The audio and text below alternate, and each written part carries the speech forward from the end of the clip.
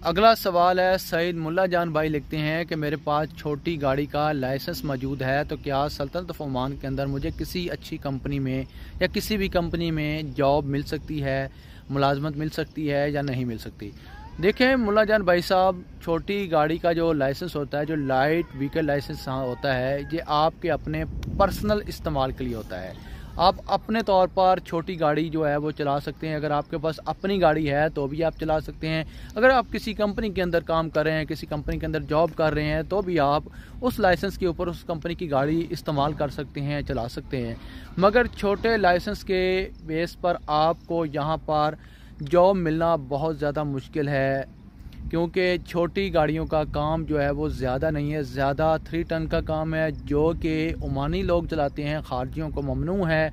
उसके अलावा heavy vehicles आ जाते हैं जैसा कि ट्रक, ट्रेलर और ETC। तो इन